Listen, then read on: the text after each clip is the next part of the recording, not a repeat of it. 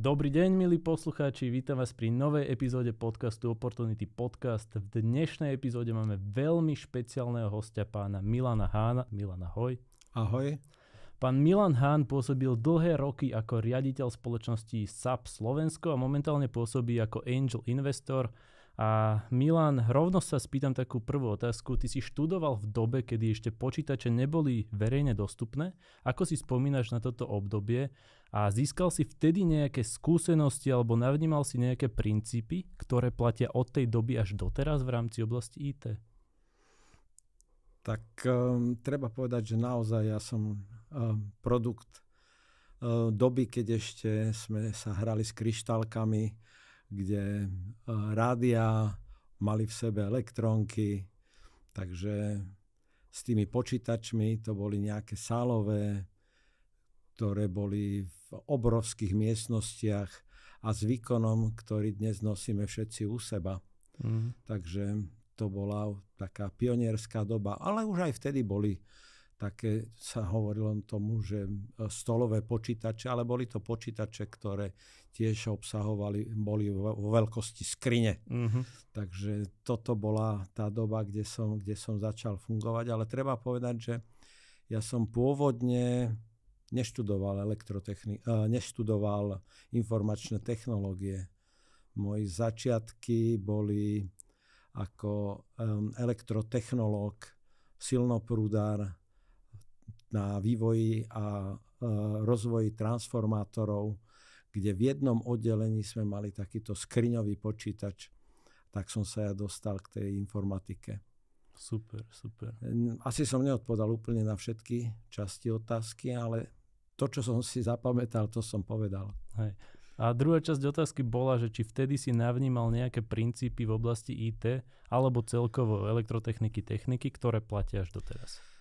V podstate, keď sme začali sa baviť o informačných technológiách a o počítačoch, tak v tej dobe počítače ako také skôr pomáhali automatizovať niektoré procesy. To nebolo tak ako dnes, že informačné technológie sú nejakým základom, ktorý umožňuje rozvoj ďalší, hľadá nové možnosti. Vtedy v podstate všetky procesy, ktoré vo firmách existovali, sme sa snažili automatizovať. Takže neboli to nejaké inovatívne procesy, ale v podstate len skracovanie doby na realizáciu niektorých častí procesov. Ale v každom prípade ten základný princíp bol o tom, že sa museli sme udržať nejakú konzistentnosť a kontinuitu. Hej. Dobre, čiže spomenul si, že neštudoval si informatiku na škole, ale dostal si sa k nej. A aká bola cesta od toho prvého stretnutia s informatikou až po to, že si sa stal dlhoročným riaditeľom tak prestížnej firmy? Tak to je dlhá cesta. A povedať to v nejakej jednej, dvoch vetách asi nebude moc jednoduché. Ale v podstate treba povedať, že už u toho prvého kontaktu som sa pokúšal využívať informačné technológie na simuláciu nejakých procesov. Pracoval som v tom čase na takej výskumnej úlohe, kde sme sa pokúšali navrhovať pre transformátory kondenzačné nádoby z vlnitého plechu, ktoré mali absorbovať zmenu objemu chladiacej tekutiny v transformátore. A celú túto vec sme jednak skúšali na modeloch a potom som sa snažil vytvoriť ten model v počítači. Tým, aby sme ušetrili materiály a všetko možné, a na to v podstate slúžila táto informačná technológia, že som simuloval procesy, ktoré sa odohrávali v tých materiáloch a akým spôsobom tá nádoba reaguje. Takže to bolo také priamočiare využitie.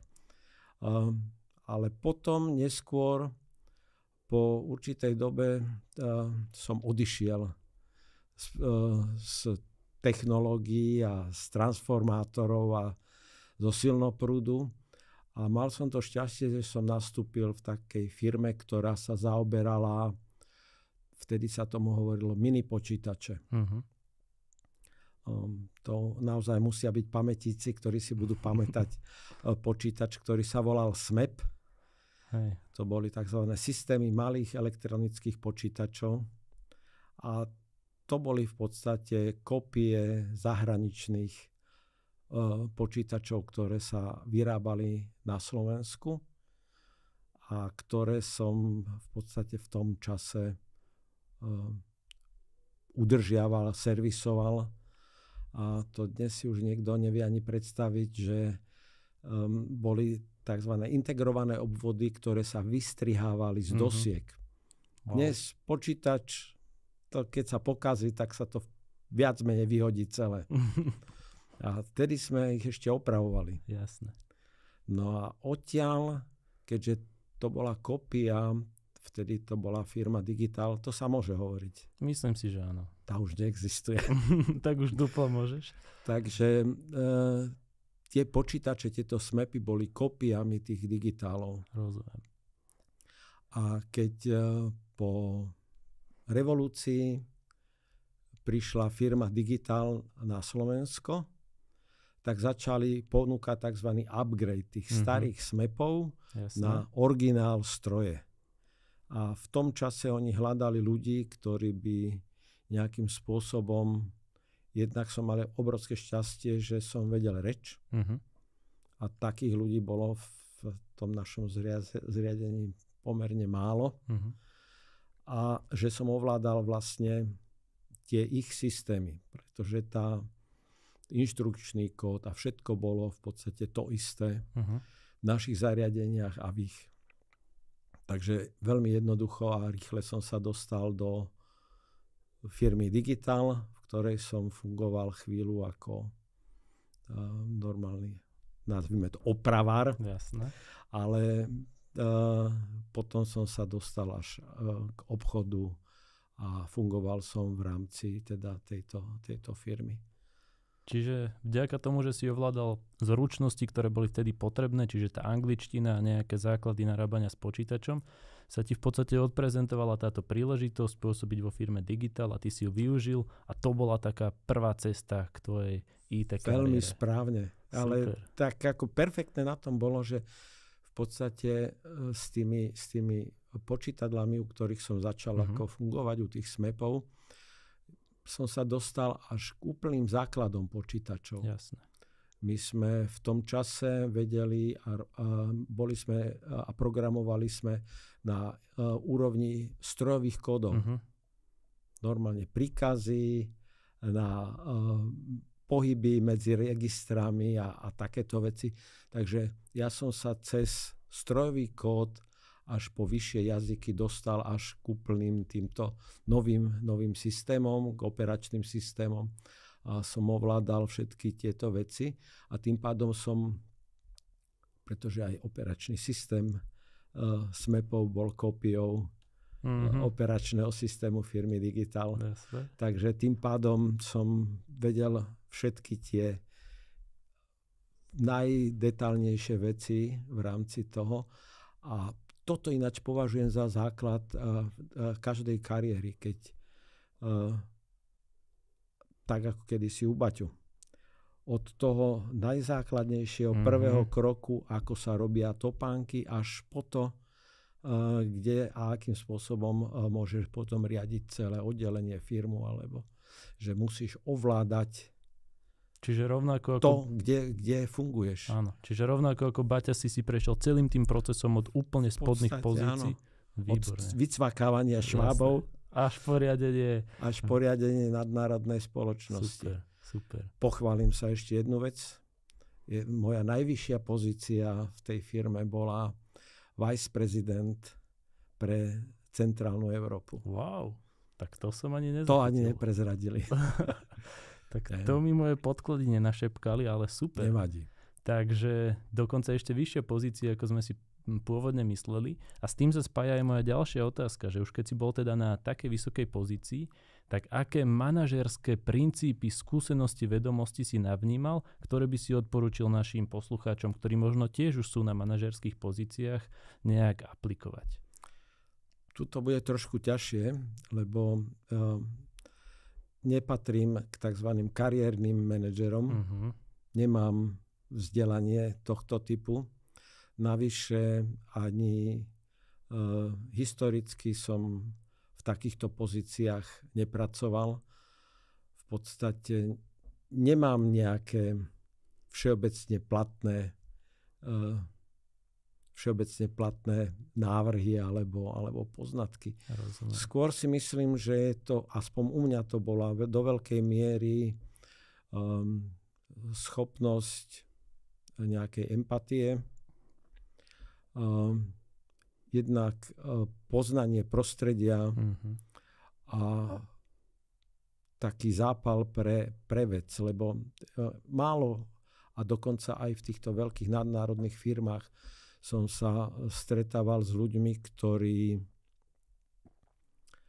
nepoznali do takýchto detailov organizáciu a boli to väčšinou kariérni manažeri, ktorí v podstate im, tak nechcem to dehonestovať, ale primárne im bolo jedno, akú firmu riadia. Rozumiem. Čiže ty si vychádzal z tvojich hlbokých technických zručností. Skôr tak. A do toho si zapojil ešte takú klasickú ľudskú empatiu. Áno. A tomu vďačíš za svoj úspech. A trpezlivosť. Wow, tak to je super. No a keď si nastúpil do spoločnosti SAP a pôsobil si v nej či už na neúplne vysokých pozíciách ako ku koncu, ale kľudne aj na nižších pozíciách, tak boli zo západu nejaké princípy, ktoré, nechcem povedať, že si bol nútený dodržiavať, ale ktoré sa vyslovene odporúčali dodržiavať. A tu mám dve také otázky s týmto spojené. Že či všetky boli použiteľné aj na potreby slovenského trhu, alebo niektoré si jednoducho povedal, že tak toto na Slovensku využite nenájde. To nie je úplne triviálna otázka. Samozrejme, keďže v tom čase, keď som už potom pracoval v SAPe, tak už som nejaké skúsenosti mal, ale ten základný princíp ako fungovania, nazvime to kapitalistickej spoločnosti, bolo niečo, čo sme sa my v tom čase učili. A prakticky.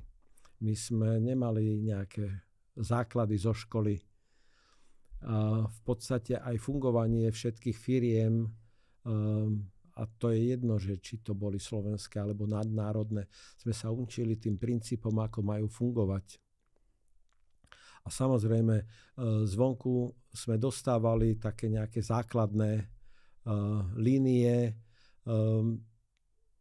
Napríklad my sme mali na začiatku ešte, keď som začínal tú kariéru v SAPe, tak sme ani nemali také prísne pravidlá vo vnútri firmy. Väčšinou sme si ich nastavovali podľa toho, ako vyzeral ten vzor, ale nebolo to také striktné. Mali sme na začiatku, hlavne to bolo o takom podnikateľskom duchu. Tie firmy, ktoré sem prichádzali, dávali tým ľuďom, ktorí tú firmu zakladali, tú pobočku, dávali pomerne veľkú voľnosť. Pre mňa bolo úžasné, že v podstate ja som v tom čase mohol sedieť za jedným stolom s majiteľmi SAPu. A to boli úžasné chvíle, kde od nich som sa učil, že ako to má vyzerať, kde som ja musel odreportovať a zodpovedať sa za to, čo budem robiť. A za to, čo som urobil. Na začiatku sme mali jediné kritérium. Mali sme dosiahnuť nejaký obrat. A ostatné prostriedky som samozrejme produkt a zdroje som dostával od materskej spoločnosti. Áno. Čo je obrovská výhoda, keď máte dobrý produkt a máte zdroje. Hej. A potom sa to v podstate pomerne ľahko riadi. Ale postupom času sa to riadenie a tie procesy sa pritvrdzovali. Pravidlá sa pritvrdzovali. Už to nebolo také nejaké voľné a boli potom požiadavky na to, že aký profit treba urobiť, ako sa musia šetriť náklady. Vždycky bolo nejaký plán, ktorý vychádzal z nejakých My sme nenávideli tie konzultačné firmy, ktoré odhadovali potenciál trhu a potom nás podľa toho naši manažeri nutili k tomu, aby sme na základe toho dodávali adekvátne výsledky. Ale toto bolo veľmi dôležité pre nás, že sme proste v skrátenom období tu vtedy Československu a potom v podstate na Slovensku mohli absolvovať celý ten vývoj, v podstate, ktorý vonku trval desiatky rokov a my sme to museli absolvovať v priebehu pár rokov. Hej. Čiže keď sa prichádzal na Slovensko, tak boli tie plány menej také striktné a potom postupom času sa sprísnili. Hlavné kritérium bolo obrat. Obsadiť trh. Hej. Čo sa nám podarilo. Super. No a predpokladám, že za tú dobu vášho pôsobenia alebo tvojho pôsobenia v SAPe ti prešlo rukami veľa zamestnancov, či už takých, ktorí si ty priamo dosadil na pozície, alebo takí jednoducho, s ktorými si sa v tom čase stretol. A vypracoval si niečo, na základe čoho si vedel povedať, že no tak tento človek má veľký potenciál, tento človek pravdepodobne nebude až tak efektívny a výkonný. Sú nejaké vlastnosti alebo nejaké kritériá, možno na základe ktorých by aj manažeri, ktorí nás teraz počúvajú, vedeli odhadnúť potenciál zamestnanca, či už vo výberovom procese alebo v priebehu fungovania firmy? Pre mňa bolo rozhodujúce, že či kandidát alebo človek, ktorý mal ambíciu pracovať u nás, aký má záujem. A to sa dá posúdiť na tom, čo všetko vie o firme. Uh-huh. Čím sa zaoberá. Ako nenávidel som, keď prvé, čo bolo, tak povedal, že potrebuje auto a aký plat. Ku koncu kariéry som sa s tým veľmi často stretával u mladých ľudí, ktorí skončili po škole a prvé, čo mali požiadavky. Bez toho, aby čokoľvek prejavili nejakú znalosť alebo ambíciu. Toto bola ich prvá otázka a vtedy ja som strácal záujem. A dôležité je naozaj vedieť, čo chce robiť a prečo to chce robiť. To sú dve kritériá, bez ktorých nemá zmysel sa ani s takým človekom baviť.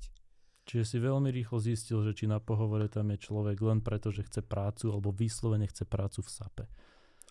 To áno, toto bolo veľmi jasné. Ale treba tiež úprimne povedať, že v tej pozícii ja už som nerobil ten primárny výber. Jasné. Na to sme mali štruktúry, ktoré v podstate odfiltrovali.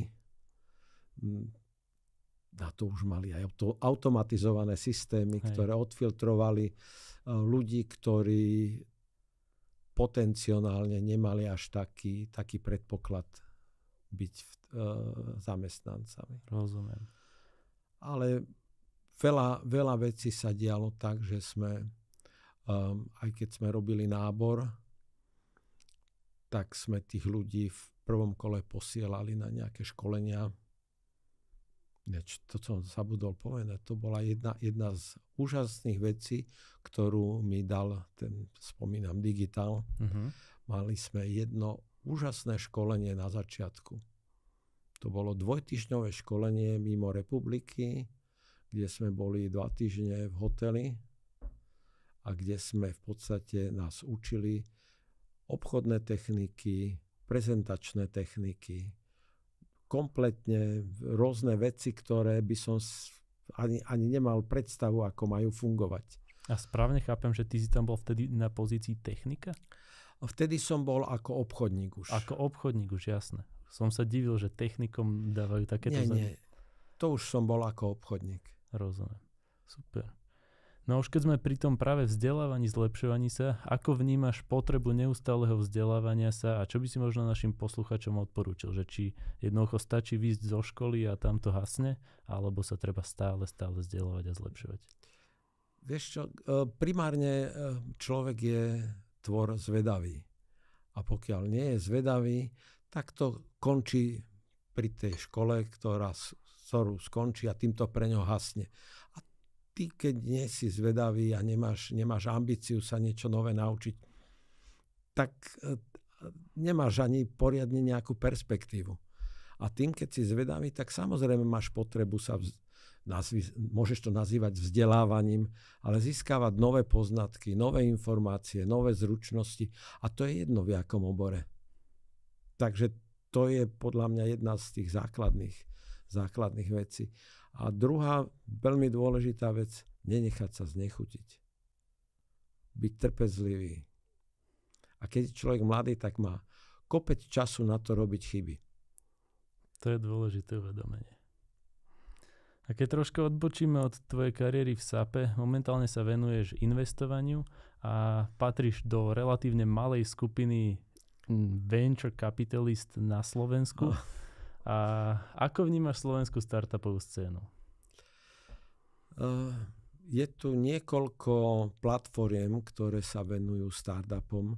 A treba povedať, že startup to je také modné slovo. Veľa ľudí si spojuje startup s informačnými technológiami, čo sú dve veci, ktoré spolu nemusia vôbec súvisieť. Lebo startup môže byť aj niekto, kto začne vyšívať nejaké dečky a tie predávať a môže byť oveľa úspešnejší ako niekto, kto sa snaží vymyslieť nejakú aplikáciu a na základe toho mať nejakú firmu. A tá scéna na Slovensku je veľmi, veľmi zložitá z jednoduchého dôvodu, lebo je tu jednak nedostatok zdrojov, čo je veľmi zlé, ale podľa mňa je veľmi dôležitá jedna vec. Je tu pár platformiem a tie platformy podľa mňa sú kľúčové.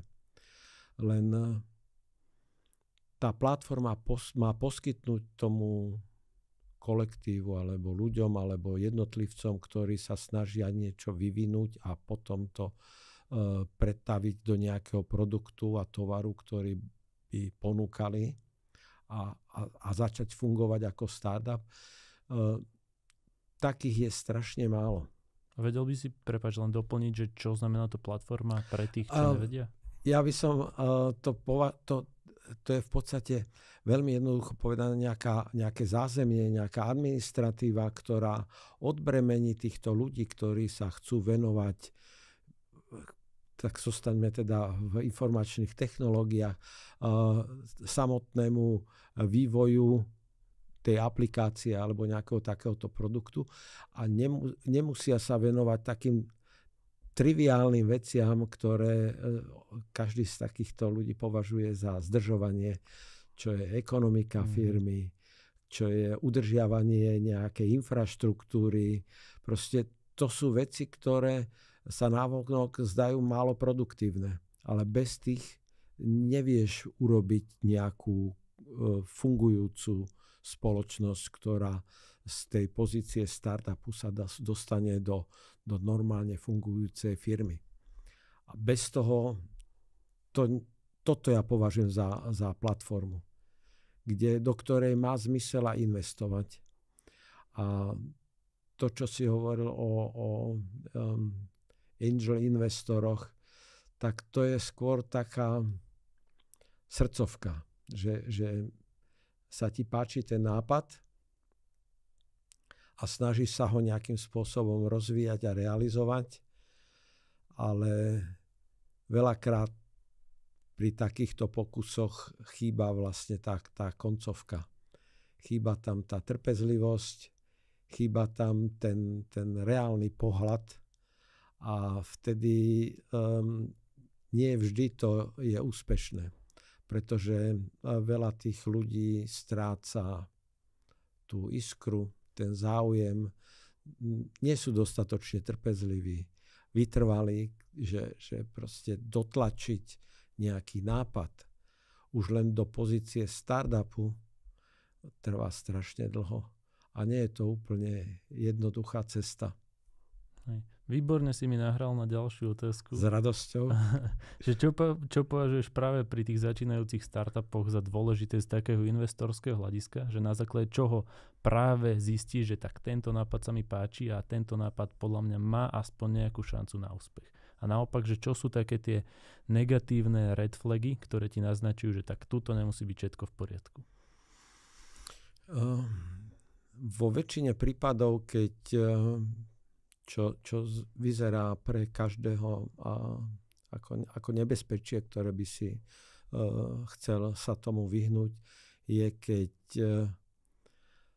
človek, ktorý ti prezentuje nápad alebo sa snaží získať zdroje, nehovorí otvorene o svojich problémoch. Keď nevidí problém, všetko je jasné, priamočiare, nič iné nepotrebuje, len týchto pár peňazí a už je to ono. Tak vtedy väčšinou ako strácam záujem. Pri SWOT analýze kolónka silných stránok a príležitosti plná a slabé stránky a hrozby žiadne. Všetko je dokonalé. Ale vieš, to skoro hraničí, by som povedal, až s podvodom. Mm-hmm.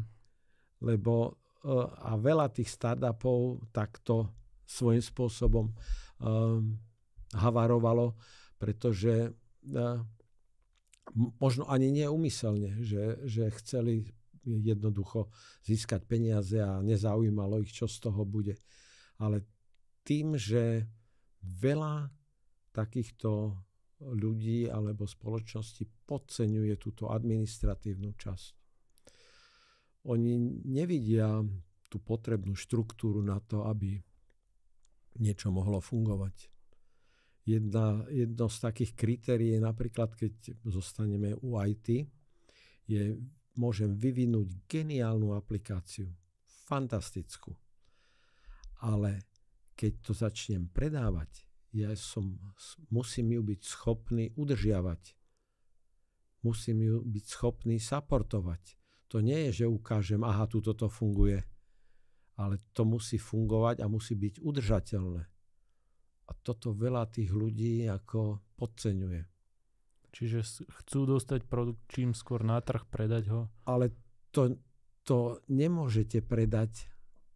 To nemôže nikto predávať, pokiaľ tam neexistuje dostatočná záruka toho, že to bude fungovať aj o rok, o 2, o 3 a hlavne, keď to má byť nejaká aplikácia, ktorá je v kritických procesoch spoločnosti.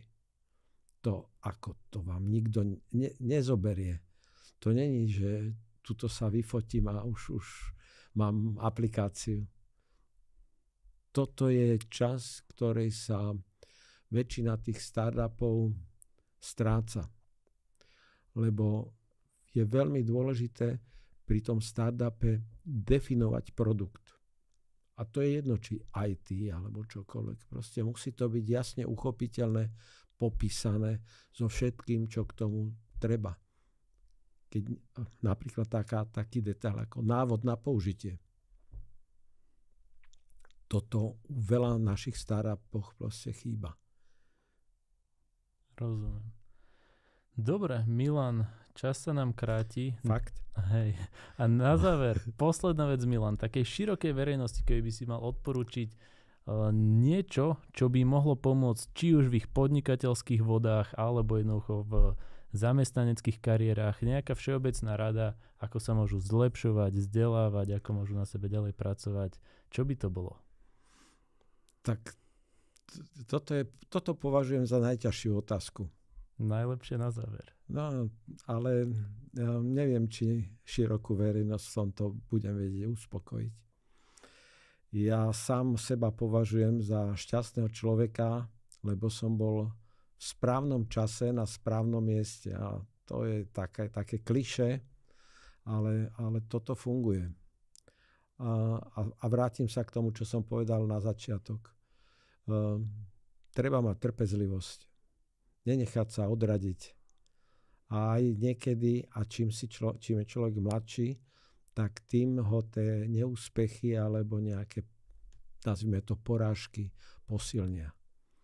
Zase, čím je človek starší, tak tým má menej času na chyby. Čiže kým je človek mladý, tak nech sa nebojí riskovať, kľudne nech zlyháva, ale potom s časom už nech sa poriadne zamýšľa, že do čo investuje čas a zdroje. Tak áno, tak už toho času nie je toľko. Výborne, Milan, veľmi pekne ďakujem. A ja. Vážení poslucháči, ďakujem aj vám, že ste si vypočuli túto epizódu podcastu a tešíme sa na vás do budúcna.